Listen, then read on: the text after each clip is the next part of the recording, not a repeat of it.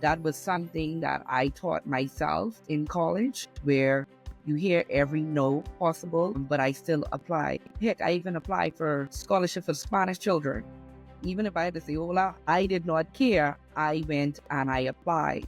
Do not take no as an answer, because that no could be God setting it up to show you that He is the one in charge and orchestrating every set we plan. Hi, everyone. Welcome back to the Pregnant with Destiny but Stuck podcast. And today I am extremely excited. We have a new guest in the studio with us. We're actually doing a virtual session today, and she's actually in Colorado and enjoying the cold. So we're going to get to know her. Just a reminder that this is the Pregnant with Destiny but Stuck podcast. The purpose of this podcast is to help kingdom-minded citizens discover and unleash their gifts into the marketplace. And so from time to time, we have some really exciting, some interesting, informative, insightful guests who can help us discover, unleash, and tell us about their journey. And so I'm going to let Mrs. Aleandra, and I try to make sure I get her name correctly. Please forgive me. Pinder, introduce herself, and then we're going to get to know her. So, Miss Pinder, go ahead. Good afternoon, everybody. Oh, Miss Sherman. Sorry about that. I'm Aleandra. Originally from the Bahamas. My parents are Bishop Arnold Pinder, Minister Eunice Pinder from East End, Grand Bahama. And I moved to the U.S. 16 years ago. So wow, for quite some time now, all of my adulthood and just about everything I know in my world of business, academia, history, everything in between is, I would say, from the United States. Mm-hmm. As it relates to that part, I have 7 nieces and nephews that I love with everything in me. I believe I do this. Tribe. Yeah, I believe what I do is definitely for them. 2 of them graduate. 2 of my first 2 nieces, they graduated. One in May last year, December last year as well. The other 2 niece and nephew, they're sophomores. Okay. Right now, call it both 4.0 students at 2 different schools. Excellent. Let me tell you something. I am proud. The other 2, they're too young right now to even look at college. So I don't even talk about them right now, but yeah. And so it's a joy to be able to have nieces and nephews and stuff like that. In my opinion, I look at them and from they were kids, and I'm like, whatever I'm doing is going to be done to make sure their pathway becomes much, much easier. I think a little bit about me, I guess, from back in the Bahamas, I love sports. I was an athletically inclined person. I played tennis, basketball, soccer, softball. They was just my favorite things to do. And so that's how I initially came to the United States for volleyball, actually. Okay. Yeah, so that was my threshold there. And I have 6 sisters. I have no brothers. And let me see what else I can say. What are your things you love to do?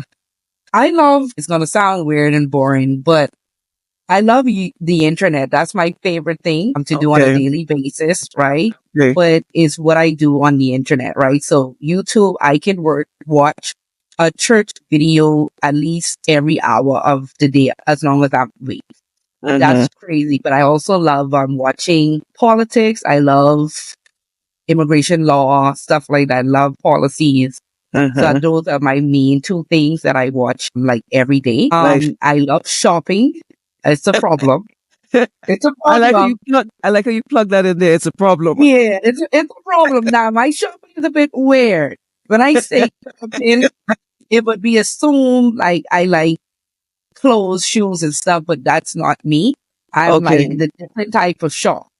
I love looking at cars. That's my type of shop. I love looking at homes and seeing what's the next best thing there. I love when shopping, it has to be business oriented, like an investment type of situation. That's my type shop. So I'm a different oddball.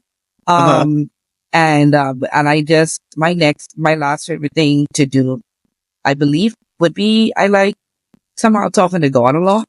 Clears my thought process, clear my pathway, and drink a little bit of tea to help calm me down. But yeah, that's my day-to-day of things I like to do. Yeah. Excellent, excellent. It's always good to get to know the person, the person behind the organization. Yeah. And what's your favorite meal while we get to get to know you? Oh, I love ribs. I have a problem. You guys see? Listen to my little cheese. I like how you like to plug in this. I have a problem. I love ribs. Ribs is my favorite meal. I love barbecue. I love anything and sauces. So if the food doesn't have a sauce, I don't want it. Okay. I'm not like not the typical Bahamian. When I say typical, I'm weird, meaning they can't get me to eat sheep tongue. You would not. Okay, no. You're not gonna get me. I don't like chicken sauce. I don't like Okay. pigs. Okay. Yeah, I don't care for You know those what? types of. I just started. Okay. Yeah, eating like Okay. crab salad over the last few years. Okay. Not a comfort Okay. salad person, but I'll eat it. Comforter, I love. Okay. But yeah, but overall, if it has sauce, you got me. But if it don't have a sauce, you won't get me to eat it. Okay. Yeah. Nice. And you like the snow? You live in a cool place. And listen, I initially when I first experienced that, I was excited.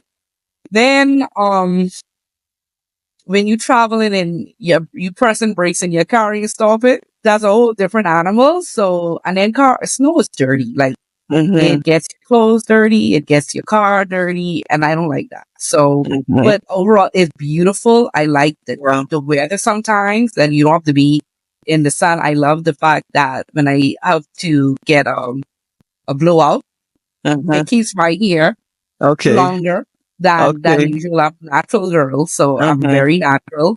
Okay. And so that keeps me. So yeah, that it have its benefits. I'm used to it now. I'm used to like a 23. For me is like a good cool day.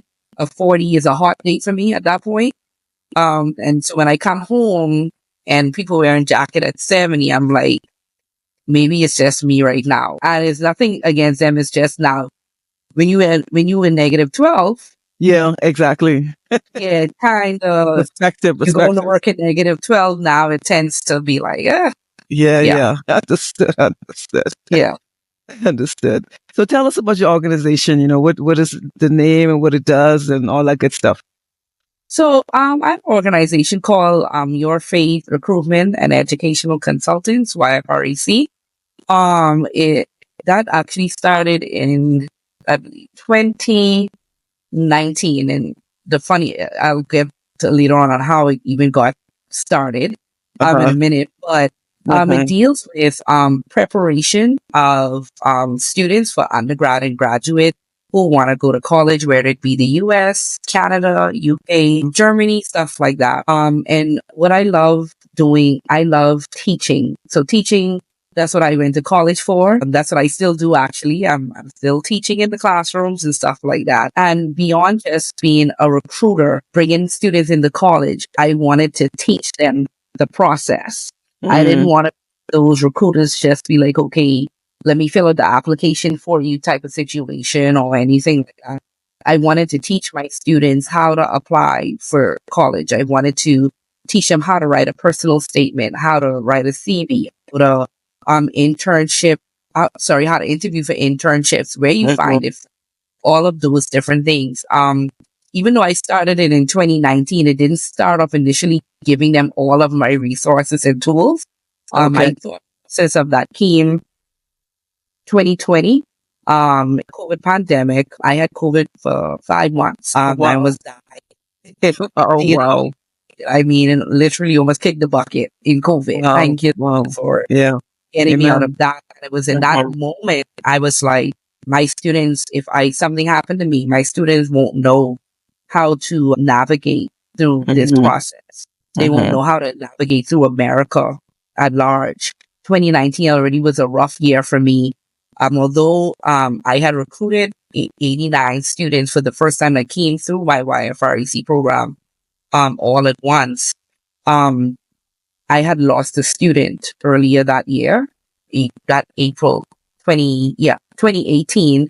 And so coming into 2019, all of these factors now start coming into play. Like, wait a minute. So if you have a kid that got sick, what is the next step to that? That his process trained me on what to do. That is something you could never be ready for. Yeah. And so seeing students, coming here and not basically, you'll have a lot of people come to college, but not help other people come as well. Yeah. Yeah. And you have the ones that do come and they want to stay probably, but follow the status or don't get their work permit properly done or not know how to contribute back to their country. All of those things I wanted to ensure that I have resources available to teach students how to do all of these things. Oh, Yeah. wow. Extensive. So it's more than just recruitment of students. There's a bigger, yes, definitely, Okay. a bigger ministry than that. Yes. So it's walking them through the process. And So I like how you talk about it as a ministry. Why do you call it a ministry? You know, when I first started recruiting, I remember 2012. Let me even go further than that. I moved here 2009. And I remember one of my friends, I went home for summer. She was working at a bar and I'm like, girl, let's go to college. Like, you got to go with me. You got to see this college type of situation. And, being there, we both faced a lot of challenges, from delays in graduation to not being able to find scholarships right away. I faced academic challenges, all of those different things. And so I remember when trying to recruit my first group of students, I failed at it. I completely failed. And then I remember wanting to go into schools back home and tell them about college and let me just speak to the ex-students. And I had principals tell me, leave my campus. We don't need your help. Like, we already have this type of, thing. And I'm like, wow.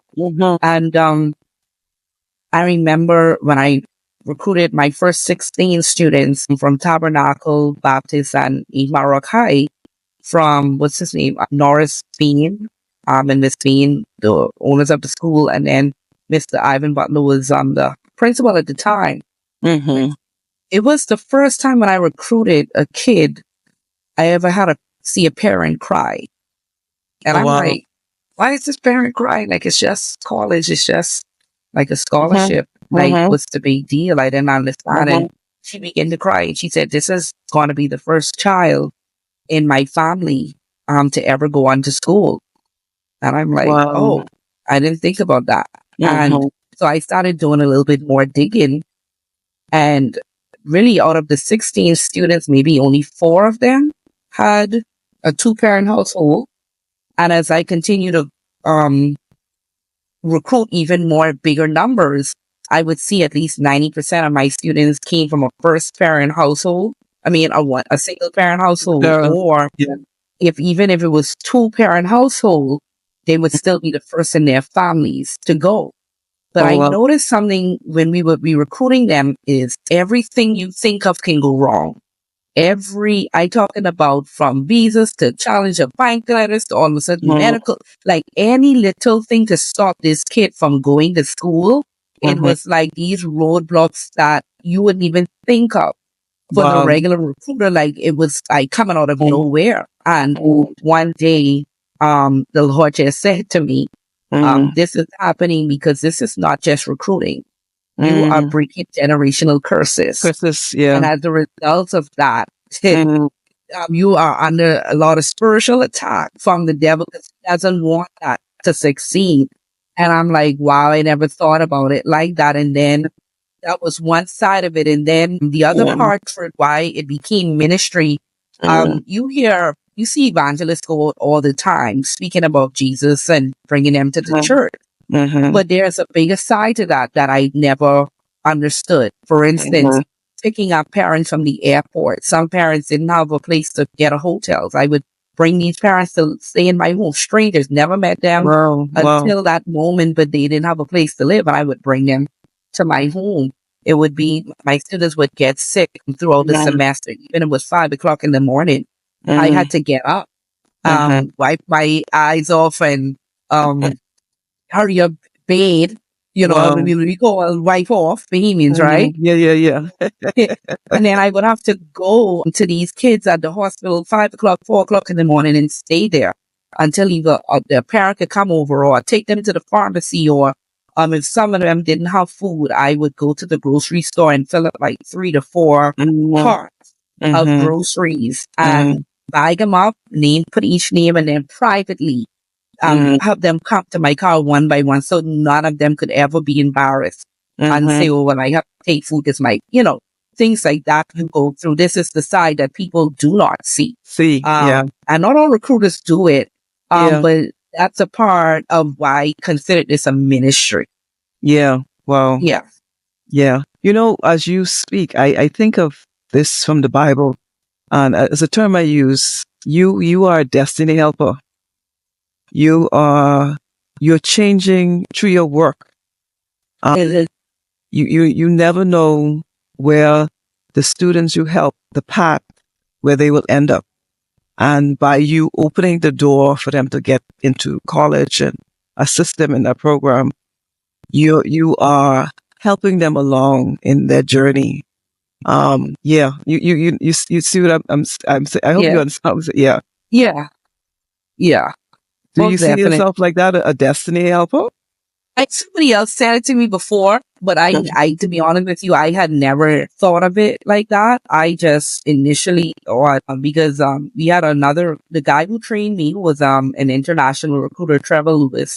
Give all Mm-hmm. credit to him. He was a Jamaican guy that moved to the U.S. as well, Mm-hmm. and I would see him like even getting like apartments for students Mm-hmm. and putting it in his name just for them to have a place to live if they couldn't, afford on campus, or, I would see him do these things, picking up Mm-hmm. students, and I would see him do it, Wow. and his love for it, I'm like, wow, like, and then I thought it was normal.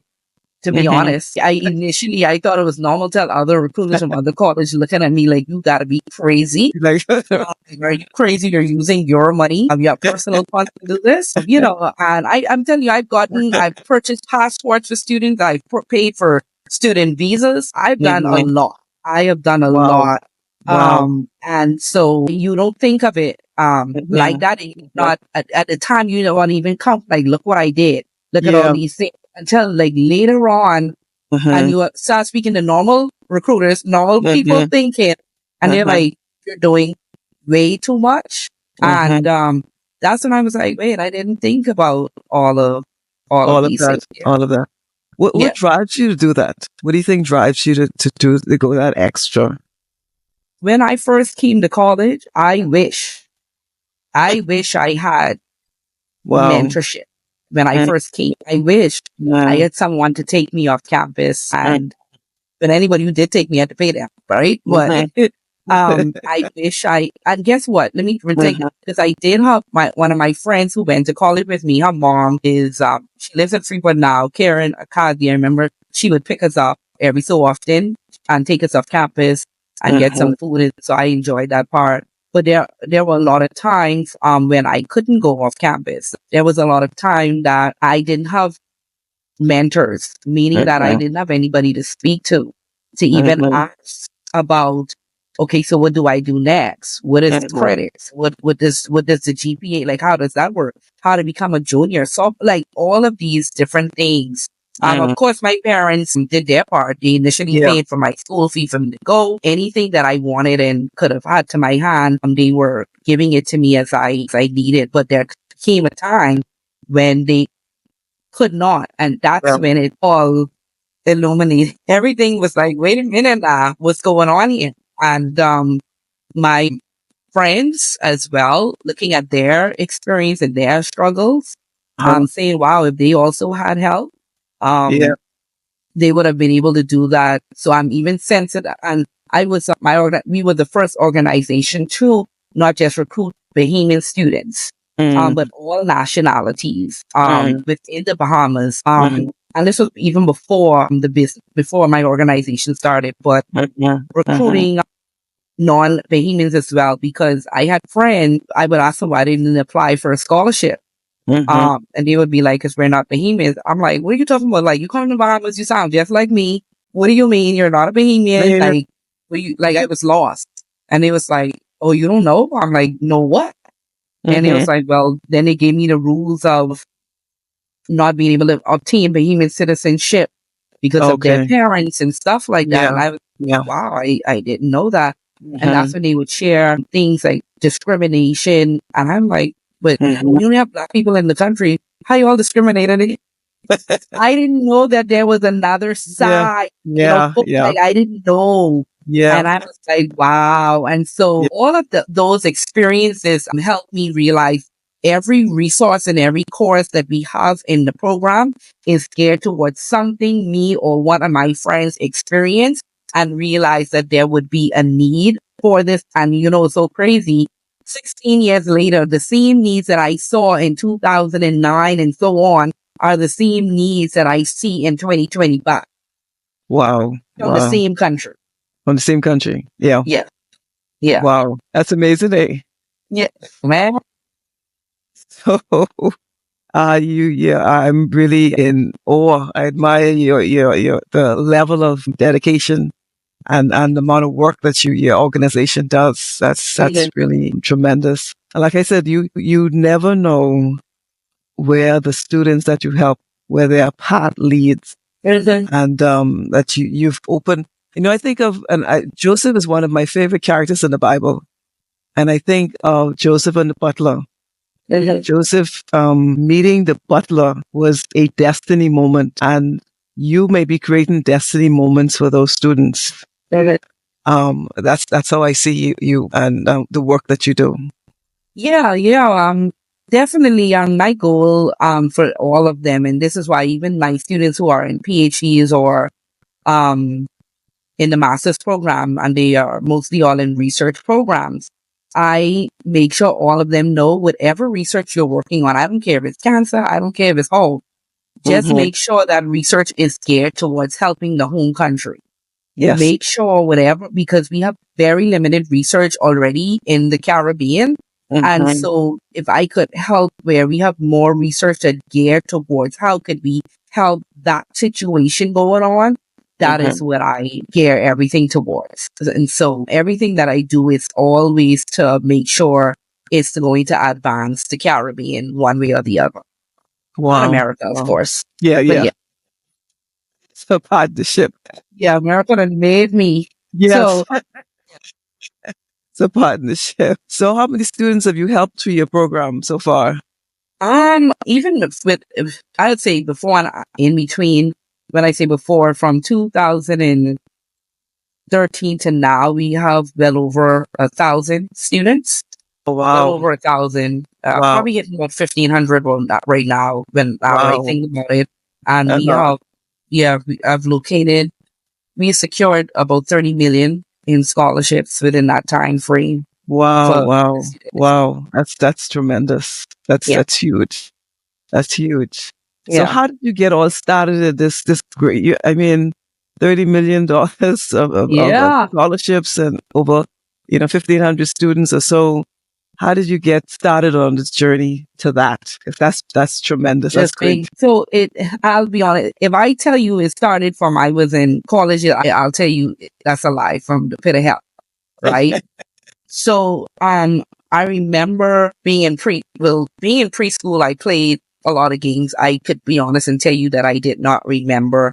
I went to 2 different preschools. So the first one, I remember not be like doing any work, to be honest with you. And my sister, who was like a year right after me, my mom sent her to another preschool, and my mom realized she was learning and I was not. She was learning at a faster pace and I was not. And so my mom took me from the first preschool and put me in the same preschool as my sister. And it was, I remember the teacher asking me to write down today's date on the paper, with your pencil. And I wrote down my birthday.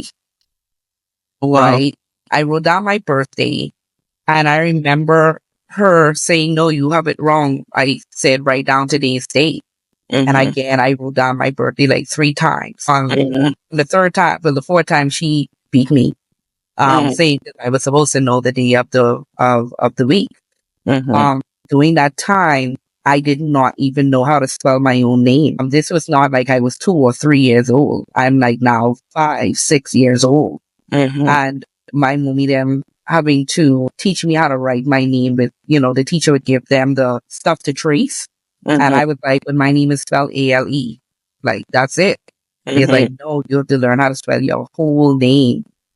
So, and then I remember not knowing the colors or anything like that.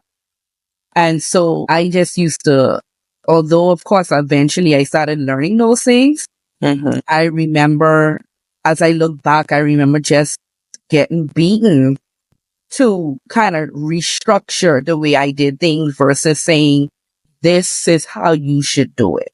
And maybe if I mess up after that, then okay, fine, cut my hair. Cool. Then I graduated with my younger sister out of preschool. And then we get into this other school. It was a private school. It's still on. It's still a private school. They split us both. So I get into grade 1. She gets into this thing called class 1. And I'm like, well, why we separated? Even though we graduate together, I didn't realize they had put me in grade 1 because of my age. Okay. So again, here I am struggling academically. I remember my mom being called to the school to show like I was struggling in reading and stuff like that. And I remember I used to say, hey, this teacher keep pinching me, like pinching me. And I'm like, I just can't understand this learning.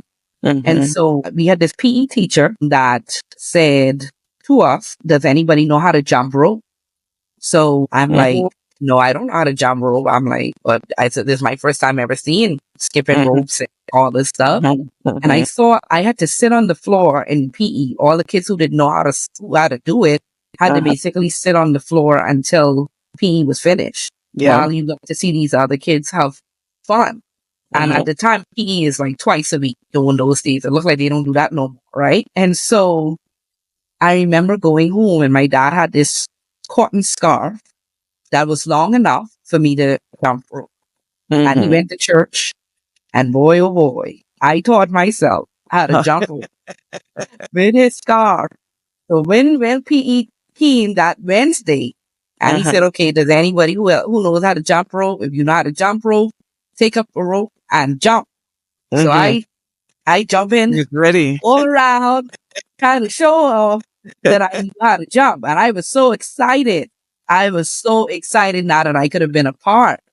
And so it caused me to now love this sports thing that I didn't know was sport at the time. Right. And I was just fascinated by the basketball playing in my face. And I was just fascinated. But what struck my attention the whole time was while I was at this school, even though my mom then got me like afternoon classes, the whole 9 yards, I had never heard good job. I had never heard like did it right. It was mostly you did this wrong and now here's your beating for it. And so when I went, my mom had to take us out of that school and now we are in a public school. I went to Freeport Primary School in Freeport where I meet up with this teacher named Elva Davis. She was my second grade PE teacher. And she would say to me, I would, like if you play basketball, whatever it is, she would say, good job, Ali. Good job. And I was like, wow, she actually like said good job. And I'm like, I want to be like her when I grow up. So my love for sports, that's where it came from. Like hearing this person that says good job. And so I did everything that I could to please her. Just to hear that all over again. I'd say my second grade teacher, the homeroom teacher, if I started to write good, so she would say, good, look at who have that good handwriting and stuff like that, right? So that's what she would do with me. So I remember Miss Wiley still, I don't know if she's alive. She is, right? But even though that happened, I still struggled academically. I still struggled very, very, very bad. Even though my mom would pay for afternoon classes, I still wasn't understanding it. when I got into the upper primary school level, it was a lot my parents were unaware of. I had a teacher who said, this is the three rows in the class. This is the smart row. This is the medium row. This is the dummies row. I'm going to put you in front of the dummies row. And the only reason you ain't out of my class yet because there's not enough space in the lower stream for you to be in. I remember calling out like, oh, you only got 38% on this exam after all I done taught you, and would turn around and beat me. And so I was extreme. I mean, I got beaten every single week in that class, mainly for my schoolwork, which further diminished my believing that I was capable academically. Yeah. I went on to high school. I didn't know about GPAs or anything like that. I got a 2.33, and I remember the homeroom teacher for that class saying, well, the least y'all can do is get a 2.5. So I said, oh, 2.5 must be good because he said it. So we fight to get a 2.5. I go on to get a 2.5 GPA at the time, but every other year after that, it was a 1-point GPA. And then BJCs come now. I know what I do, and I already struggling all year round. And now I have the BJC. And I remember I passed religion because, my daddy's a pastor. So, of course, I get a little C on that. Yeah. And I remember I was so happy to come to school and tell my teacher, hey, I got a C for religious knowledge. I passed. So she asked everybody, who all passed the BJC? Raise your hand. So I raised my hand in excitement. I'm like, I passed. She said, what did you get? I said a C. She looks at the class. Well, if Ali passed and Yoni passed, you know how bad of y'all are? Wow. That further, my God, that further, any little hope that I had for my little dream, that just further crushed me. And I mean, oh my God. I'm not going to say that I was the best behaved student. I was respectful to teachers. Most definitely, I never had an issue with any behavioral problems as it relates to my teachers. But it led to, I fought physically a lot with some of the girls in my classes, and some I won, some I didn't, whatever. I'll be honest. Sounded got a record. Yeah, I had a little, but I remember during those times, my mom was sick. And so my hair couldn't get done for the most part. And so I would get teased a lot for my hair not being fixed and not wearing the, dress up day come. You don't have on the best clothes. And all of these things is what I went through. And so when I got to 10th grade and I finally hit a 2-point GPA, I said to my mother, I said, I'm going to graduate school. I was on crying. That's how many 1 points I had. But something dawned on me. I wouldn't go on record back then, but I'll go on record now. I remember having I never, because of how I was treated in religion, and I said, well, this is how people of God treat you. I didn't want anything to do with religion after that, despite seeing good examples in my family of Christianity, my mommy, my dad, and my grandparents. And remember, you spending most of your time at school versus church or versus home with your parents. I didn't want anything to do with religion. I didn't want anything to do with God, which was so sad because I used to read my little red Bible when I was 7. I might not know what I was reading, but I was sure reading it, right? I was sure reading it every day. And I get to this place where I was in the class, so they removed me. I wanted literature, and the teacher was like, oh, we're not going to put in the lower performing students, so we can just shove them in geography. And I'm like, what? So that makes me even more, it brings me even further down. Yeah. But geography, I started learning about igneous rocks and all of these things. I'm like, wow, I kind of like the science stuff, it's interesting. But my teacher at the time, who I really liked teaching it, he had moved up to be an administrator, which then caused this other person to be my professor. I mean, my teacher. And when I started to look at how come the students who was failing last year is now improving, and how come me who was doing good is now failing. So I started to realize that teacher also had like a little attitude towards me, and I wasn't necessarily sure why at the time. But he would make little remarks in the class that kind of indicated that, okay, I don't like this kid. And it could have been from the previous fight. It could have been from that. And if that would be the case, he have every right to, but treating me fairly when it comes to my grade would have been great. So to confirm this for me, doing exam day, I'm not going to lie, and they don't take my high school diploma from me. I had the exam paper and I pretended to be sick. I pretended to be sick. I shoved the actual paper in my jacket. And I was like, I'd say, and why I did it because I knew on Fridays you have makeup days, right? So the teacher's like, well, it's the paper I give you. I was like, oh, you didn't give me a paper. So what I did is I went home and I told some of my some of my friends who was in the basketball team, the guys who were in my class, and I gave them the answer. I, went home, got the answers, put in the right answers, told them about the answers. They put in their answers in their own words. We get back on Friday. We took when it was time to take the exam, I filled out the paper and like, okay, time is up. Okay, I'm done. Here is it. The blank paper that they gave to me, shove it in my jacket. And I failed that exam while my classmates who I gave the answers to passed it. It confirmed to me at that point, you really did have a problem with me. You truly did. Yeah. And I said that moment that I am outside of my second grade teacher.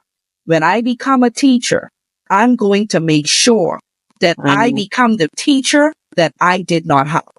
I will never, ever look down on a student for fighting. I will never look down on a student because of their GPAs. I will never do it. I had friends in my classes who would tell me, don't sit on the side of them in an exam because they couldn't cheat off me. Friend. Like, Wow, friend. Yeah, that's friend. When it was awards day, I only had like PE award, cheerleading award. They would look at her. Oh, she look at her, all of this extra stuff. And I graduated on pass. It made me feel like I was less than. Yeah. Like, because I was on pass, I didn't have any GCSEs when I graduated. Well, I never even looked back to see what I got, but I know they are all F, so no worries about that.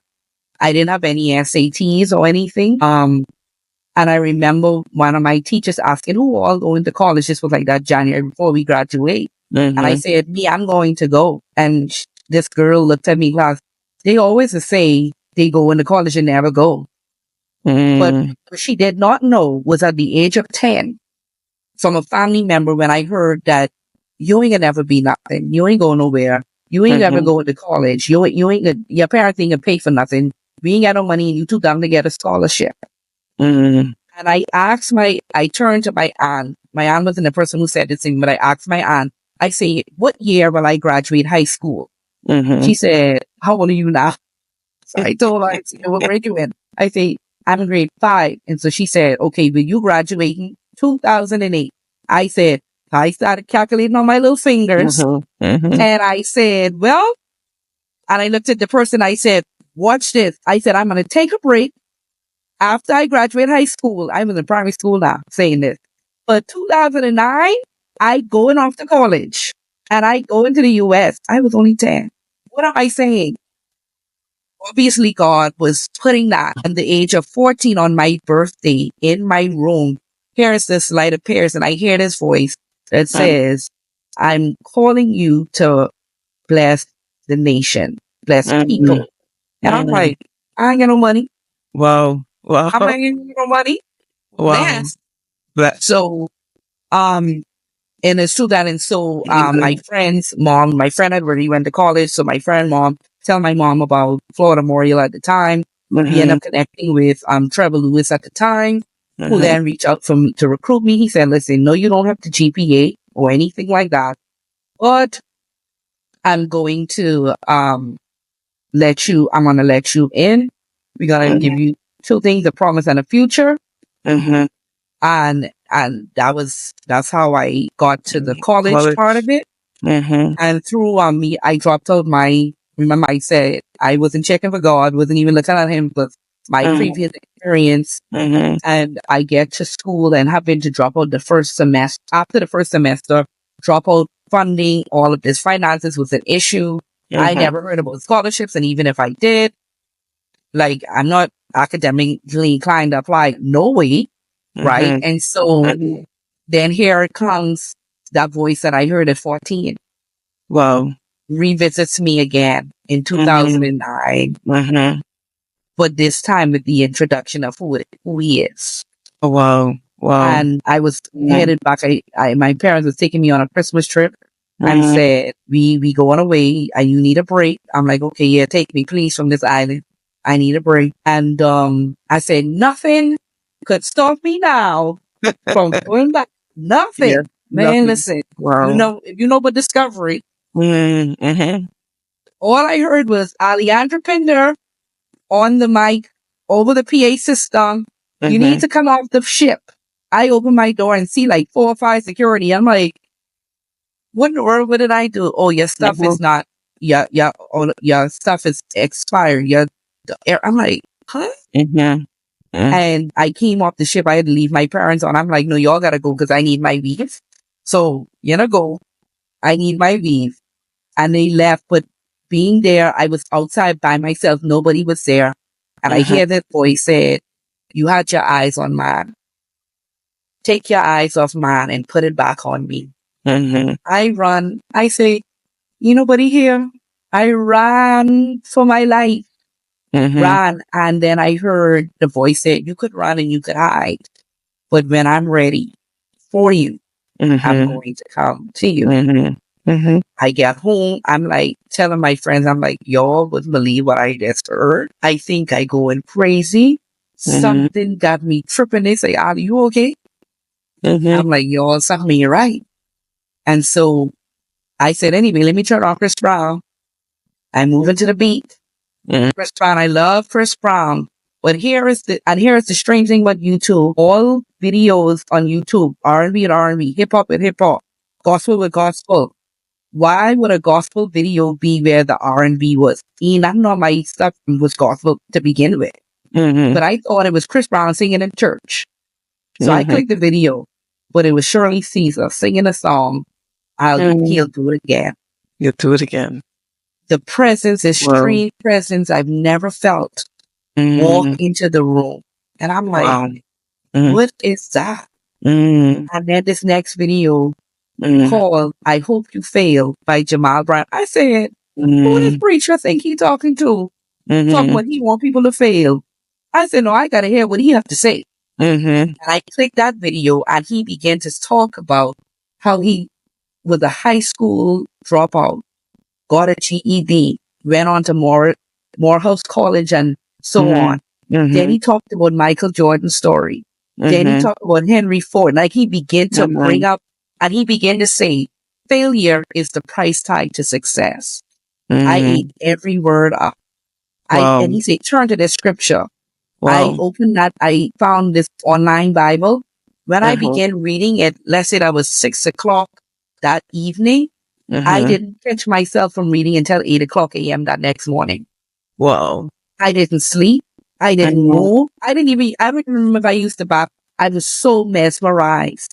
And that next day, that voice come back to me and said, call the school. I'm like, it's December 22nd. Ain't nobody there.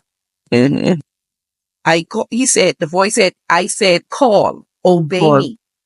I say, Jesus, you little pushy, but okay. Okay.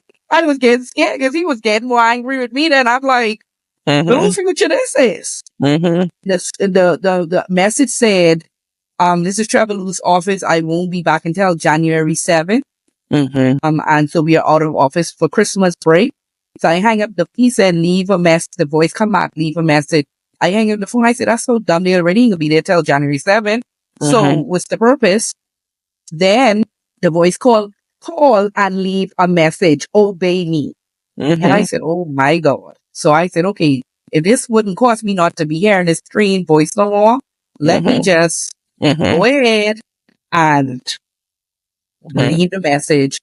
5 o'clock that day, the guy calls. Aleandra, I don't supposed to be on this office. I am on Christmas break, but I missed and left something in my briefcase. And so I picked it up and I click and I heard your message. I wasn't on a call, but it seemed like this sound. And I'm like, Wow. he was like, what's going on? I said, if you only know. Mm. He said, okay, where's your family? I said, they are in Fort Lauderdale. He said, let me make a call, but it should be closed. It should be closed because it's Christmas. Whatever he made the call and he get my documents and stuff for me. And he drove to my parents. Drove. And I'm like, I must be going crazy. So I'm like, well, we ain't got no money for me to go that January. So I guess that's it. And the school already told me that they were booked out for rooms there. All the rooms are sold out. And my mom get a call and said, hey, come pick up this money from the bank. We got some money just invested. And my mom take whatever savings that she had out of the bank and whoever, we still don't know where the money came from really. And she took that money to take me to school. And I said, well, I have to live off campus because, dorm room. The lady then says, what's your name and your ID number? I gave her the number. She said, yeah, you have a room. I said, how do I have a room? She said, somebody came and paid for it 2 weeks ago. Wow. I'm like, what? I'm like, what? So those experiences led up to all of those challenges with finances, seeing the importance of scholarships and all of these supernatural experiences that I began to have, these encounters. All of a sudden, my language changed. It wasn't like I was still going to parties with my friends, and I'm at the party saying, well, what up, Jesus, come now. They're like, girl, what's wrong with you? Like, you tripping? Like, what happened to you? Like, and I'm like, y'all don't even know, like, this thing I would say, you know what, y'all go to the party, I'm going to stay inside and read my Bible. They're like, you Christian or something? I'm like, no, I'm not a Christian. I'm like, I don't even believe in God. They said, like, why are you reading the Bible? I'm like, I don't know. And then one professor, Dr. David Howard said, hey, Aleandra, stay behind after class. I'm like, why? I don't want to take this class. He's like, I'm like, I don't want to take no religion. You mean to tell me I'm forced to take religion or philosophy? I don't want to take this stuff. And he was like, well, it's mandatory. It's a part of your requirement. You got to take it. I'm like, shoot.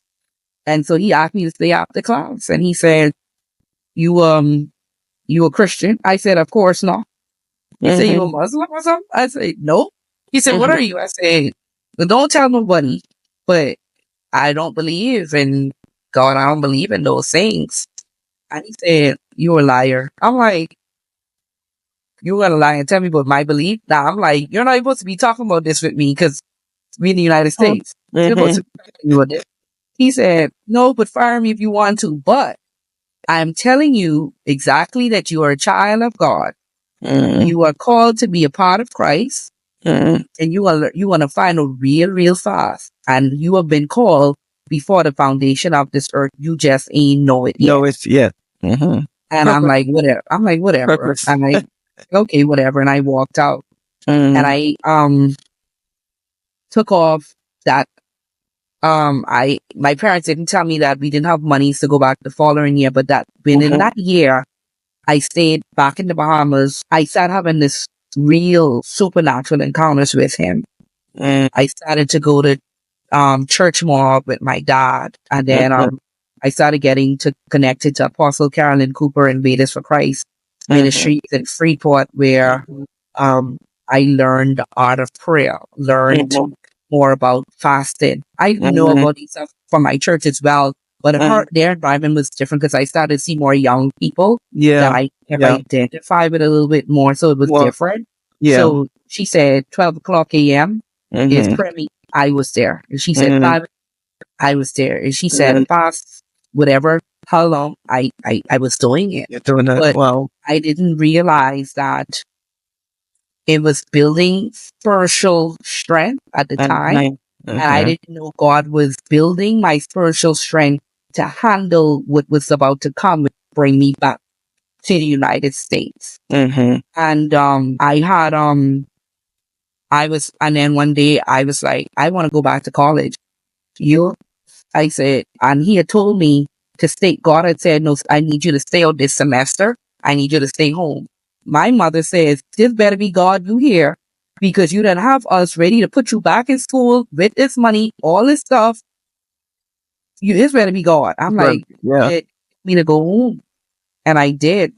And I had applied for a scholarship. I didn't get it. I'm like, okay, so I really ain't going now. Even though I now had a 3.0 because of a great teacher, and I'll talk about that experience later. That's good. Every scholarship organization I applied to in my community, local community, told me no. And they told me no because I didn't have BGCSE, despite now having a 3.0 3.0 in college. Yeah, in college.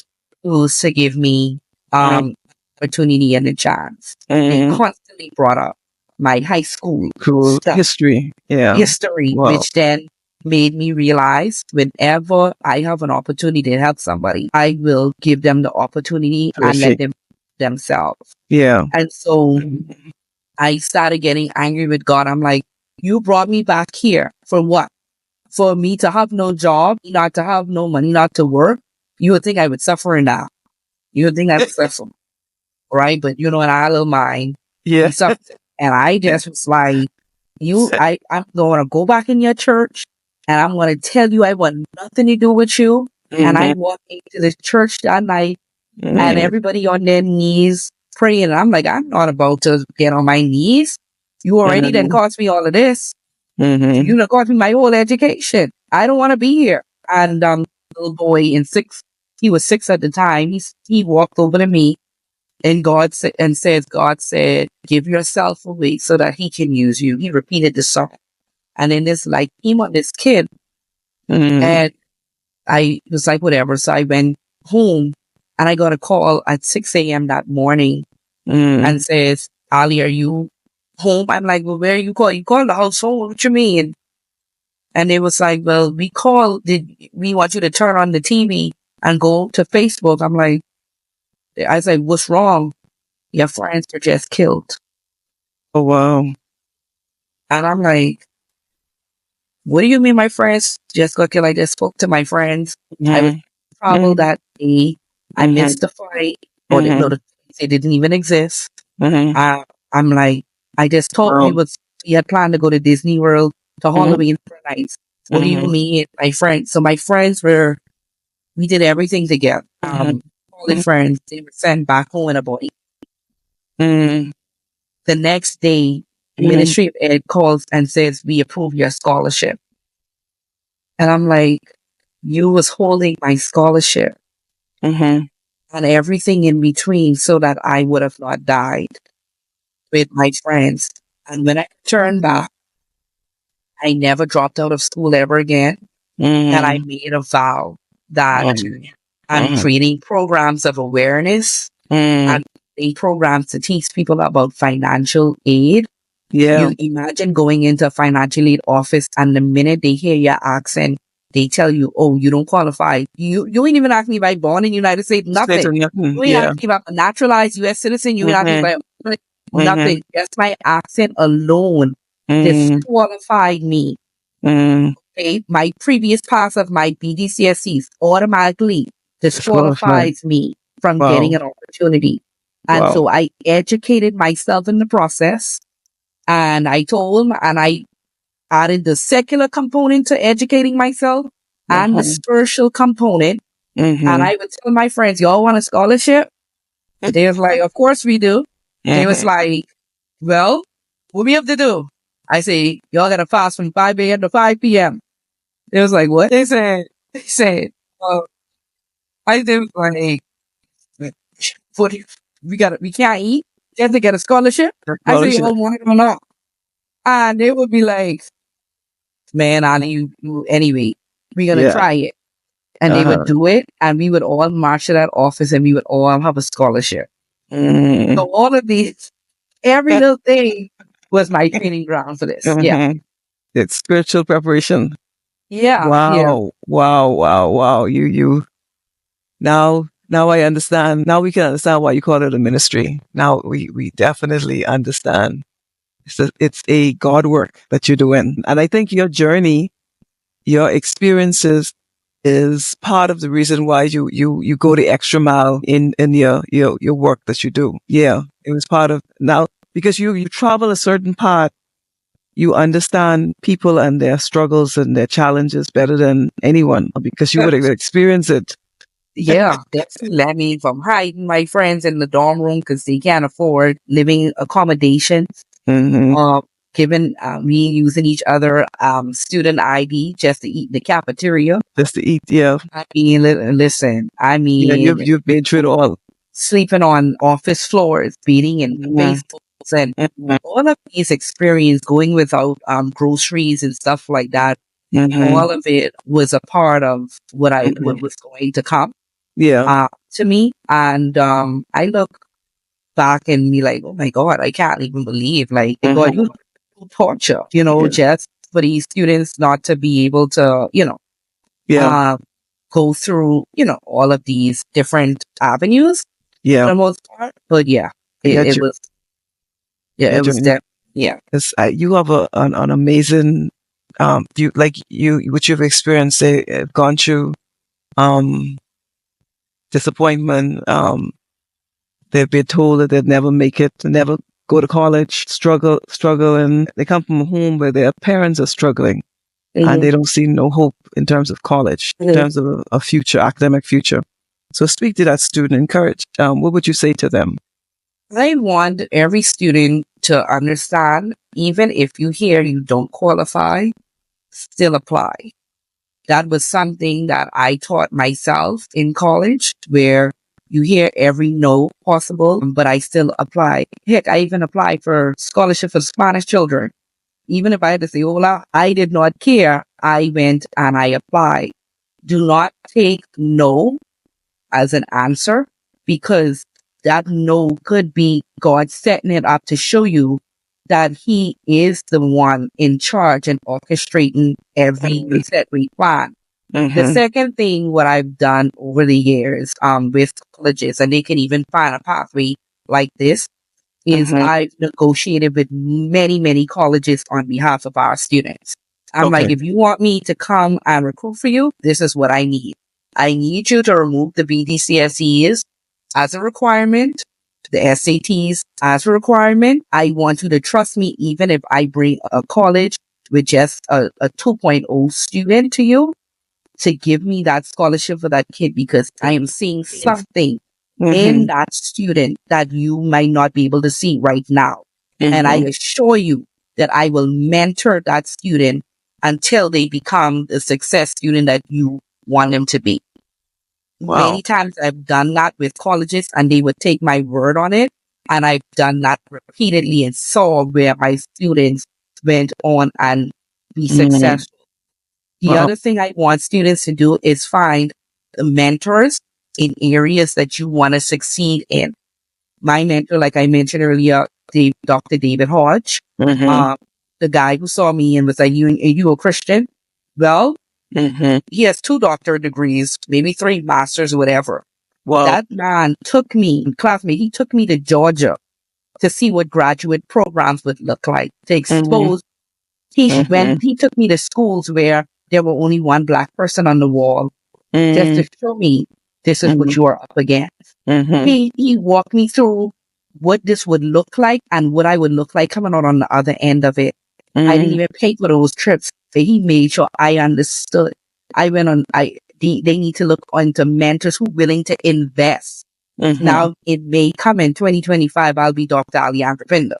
Wow. Excellent. This is what mentorship does. I have not paid. I graduated my undergrad, my bachelor's degree, 17 scholarships. 17. I went to my master's, another 3 scholarship, graduated debt free. Now I am finishing up this PhD. I teach. I taught K through 12, high school, middle, and elementary. Now I go into schools and evaluate teachers and how to coach and mentor teachers. This is what I do for a living. The child that was going to be in. Yeah. Yeah. And so I want them to know every time they hear no, that'll be the yes. I've seen policies and legislations change and restructure when I was about to apply or when I was about to graduate or when I was about to get another, like literally things like, it's almost like whatever God had destined for you to be a part of your will, He orchestrates everything to come in alignment to support that goal. And that's what I experienced. So I want them to understand you can't do this without Him. No. If you talk to Him at least 30 seconds a day until you build a relationship. Yeah. Okay. Yeah. And then, again, I'm not saying that if you have a 1 point GPA, go apply for Harvard. So that's not what I'm saying. That's not what I'm saying at all. Right? That's not what I'm saying. Right. But speak to the school willing to give you the opportunity. It doesn't mean that you're not going to make mistakes. In my company, oh my God, I made 1,000 mistakes with students. I'm not even going to lie. I'm not going to sit here and pretty it up and be like every student. We do have like a 95% graduation rate, so fine. But I'm not going to tell you that there were students who love me. There were students who hate me till this day, despite the process, right? Yeah. Yeah. There are students who say, "Well, I hadn't seen my resources. I didn't receive this." Not that there's a process for everything in the process, but they see that side of it. There are things that I know I could have done better. Maybe how I coached them, the way I spoke to. These are different things that I want our kids to be able to understand and understand that even if it's not a degree, maybe it's a technical program. Right? Maybe, and some people believe if you don't have a 3-point GPA, it means that you're a technical student. That's a lie from the pit of hell that has been sold to our students over and over. They've been thrown into technical program. That is not true. You have a 4.0 student who will still go in a technical program because that's what they want. There are ways to mentor these kids, give them the instructions, put the challenge to them. I am qualified to teach students who are speakers of other languages. I'm qualified to teach students who have disabilities in a variety of areas. Okay. I'm qualified to teach students who are low performers in their early stages of academia and bring them up. I'm qualified and I have all my background and all this stuff.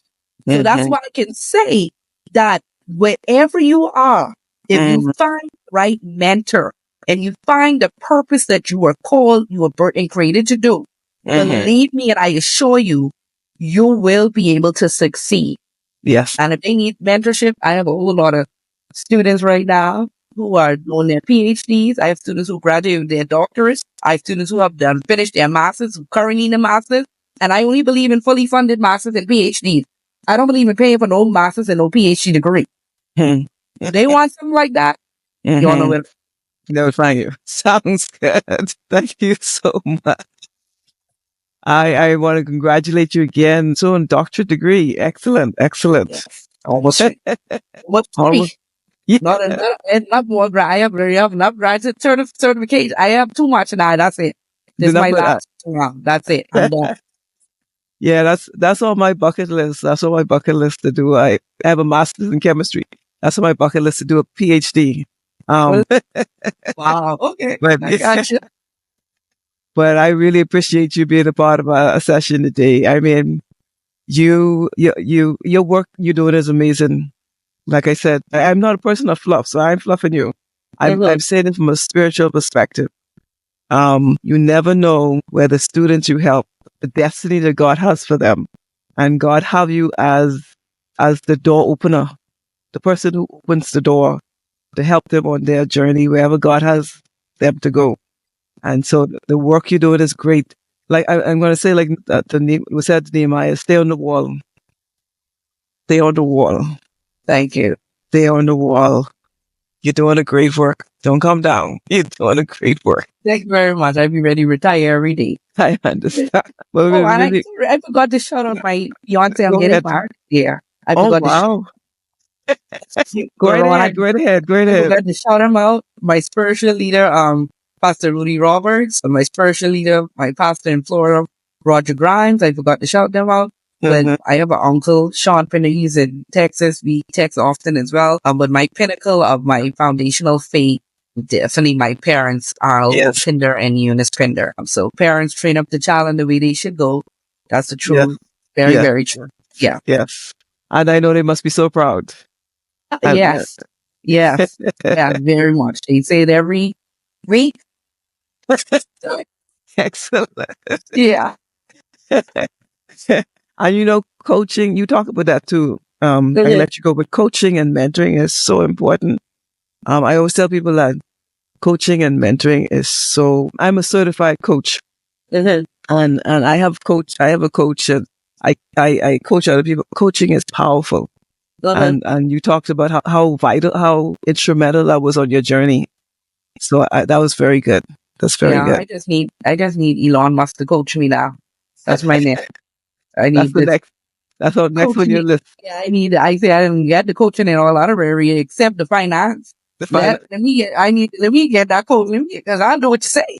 or Dave Ramsey, Dave Ramsey is good too. Okay, I need to, Yeah, yeah. whoever can get me to the first 2 million, 3 million, I'm in that program. Yeah, yeah. Dave Ramsey may be more reachable than Elon Musk. God, Yeah. But yes, yeah. but I really enjoyed and listening to your powerful testimony, a powerful journey, and the great work that you're doing. I want to thank you so much again for being part of our session today. Thank you. Well, Yes, to God be the glory. But your journey is testimony is powerful, and again, stay on the wall. You know, some great work with the students. I often see on Facebook the triumphs and the successes. So I want to congratulate you on that. Thank you So very much. thanks again. So this Yeah. has been the Pregnant with Destiny with Stuck podcast. We've had a tremendous session with Aleandra Pinder, Miss Aleandra Pinder, who is soon going to be Dr. Yeah. Pinder, and who's soon going to be Mrs. Pinder, Mrs. Ashwood, it's in August. And when is the doctorate? May. Yeah, In I should May. be. Yeah, Wow, free. wow. Some big things happening in 2025 for you. Yes, most Yeah. definitely. Excellent, excellent. Yeah. So once again, thank you for being part of our session today. This is the Pregnant with Destiny but Stuck podcast. We're on all of the major podcast stations, Spotify, Apple. Please listen while you're driving, download. We're also on YouTube. You can watch our session, download it, subscribe, share, like. That's how you support us. So once again, thank you for being a part of our session today. And thank you again, Mrs. Pinder. Really appreciate it. Thank you. And thank you, everyone. Okay. Bye.